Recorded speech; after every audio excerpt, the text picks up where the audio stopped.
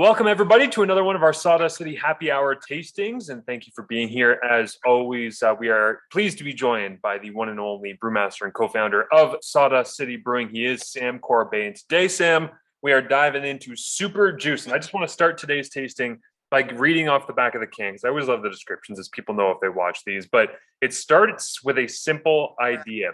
After a few small conversations with the people around you, that small idea, like a seed, starts to germinate. You dig deeper. You keep discussing and cultivating with your team.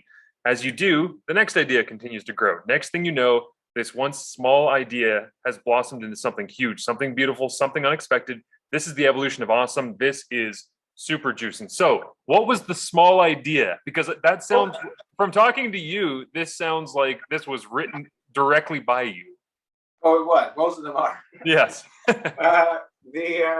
It's just referring to Juicin itself. Like Juicin started out as an idea by our used to be our head brewer Caleb. He was we used to do this competition called the mustache competition at the only cafe in Toronto. So the winner would get to make a beer. So him, Caleb, and the guy that won that year decided to make a New England style IPA, which at the time was pretty out there. Like there wasn't many in Ontario. We're going back 6 years, which seems crazy, but they weren't very popular back then. So they started with this idea of Juicin, and then from there it became a pretty big brand of ours that we release every year. And from there we just sort of grew it to Super Juicin, and now this is where we are. So that was like, it's a pretty big fan favorite. So we take it pretty seriously to jack it up to this double one. It's a hefty double IPA. It's a lot of juice, a lot of fruit, a lot of there's not almost no bitterness. It's very juicy. Interesting. Okay, so as we crack these, tell me about the brewing process itself. What goes into creating Super Juicin? Because we've done Juicin before. If people want to check that out, go back to the YouTube channel. You can. But yeah, it smells immediately like Juicin just cranked up. Yeah. So like outside of it being double, because it's a double IPA, it's a little bit more ABV. So you got to increase the hops to account for that extra malt weight, and it's so strong. It smells amazing, though. It really does. Like, it's the thing that caught me about Juicin that obviously I knew it was going to end up having a lot of that citrusy vibe on the nose, but it punches you in the face with the amount of citrus that's in this one, it feels like. Yeah, the hops we use are all citrus forward. There's none of that, like with Everyday Magic or Lone Pine, we mix in some dankness. This is all about fruit forward juiciness. Yeah. And what we did differently with this that we haven't done in the past is typically when we cool out a beer, we're brewing it, we're sending it to the fermenter, we add the hops right at the end of the boil, so the beer is actually still about 99 degrees Celsius. So the idea is that in the hops, these alpha acids will bind to really hot liquid, so the wort in there. So what we actually do is we cool the wort down to 78, which doesn't, with that temperature, there is no isomerization, so no bitterness will happen. So that's why you don't even feel any bitterness in this. Like it's all just aroma and flavor hops. There's no bitterness contribution. It's just about fruit. Yeah, to have, just as you're talking about the bitterness here, I hadn't really put two and two together, but to have a 9% New England style IPA, like a double New England style IPA that has 40 IBU, like that's kind of crazy. Yeah, it's super low, and it's still very balanced. And again, it's really quite drinkable for 9%. Yeah, for sure. I know. Which doesn't bode well for the rest of my day. I know. Last week we did Lone Wine, and right after we did it, you tweeted at me and said, "Yeah, it hit me." I was like, "Yep, same, 100%." But it was delicious, and it's again just another branch off of this kind of tree that you guys have created of the high percentage, high ABV beers that you have. Because I love on the back of the can here too. Says soft and hazy, because I don't think a lot of people will think of specifically a New England style IPA, but really a 9% New England style IPA and think of the term soft. But that is kind of when you lose that bitterness, you create the opportunity to use that adjective, right?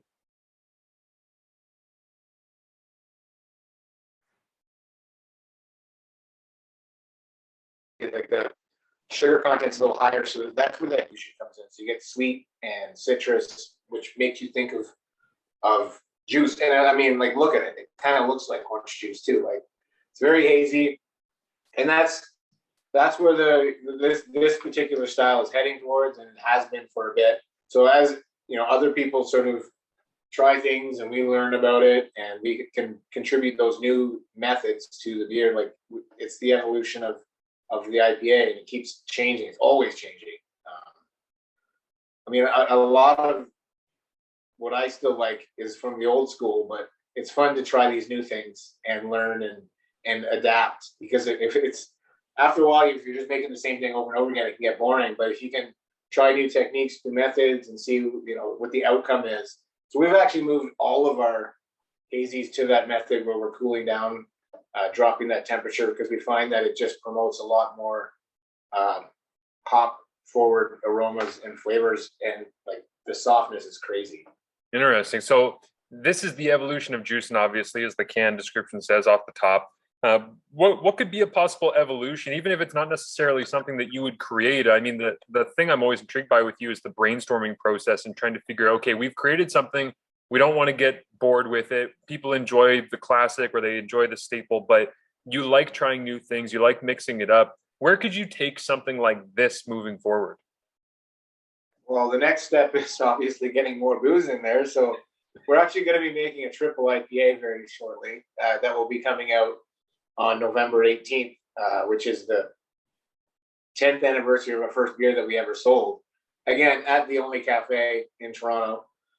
So we're really looking forward to that, and that'll be the next, push. Like we had done a triple IPA, but it was almost 7 years ago. Wow. So it's been a long time.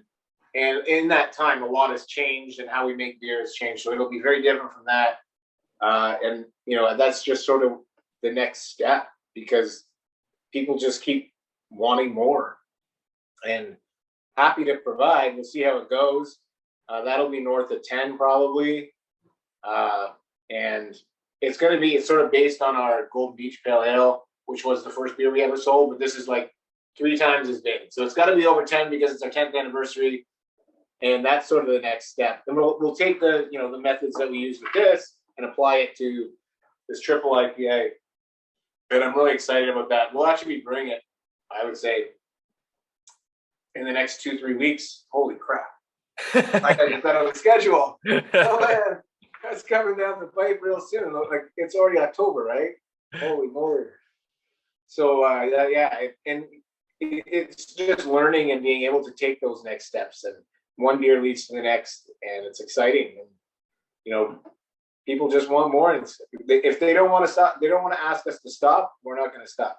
Yeah, absolutely. Now, it's interesting that you mentioned 7 years ago was the triple IPA that you did. What's changed in that period when it comes to doing something like a triple IPA? Well, that one would have been much closer to a West Coast.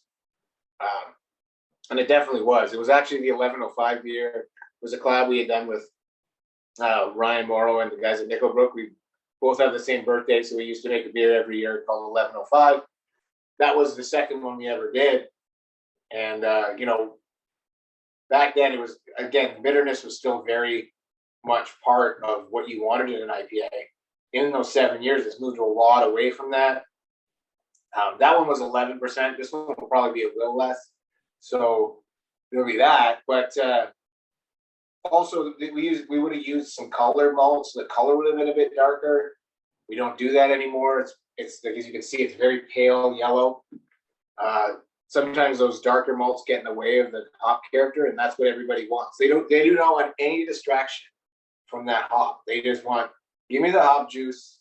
Everything else, just give me like a palette that I can paint hop juice on, and that's what they want, and that's fine. So we'll give them what they want, and you sort of mold your beer around that and make those changes to fit the demands of the public at that time.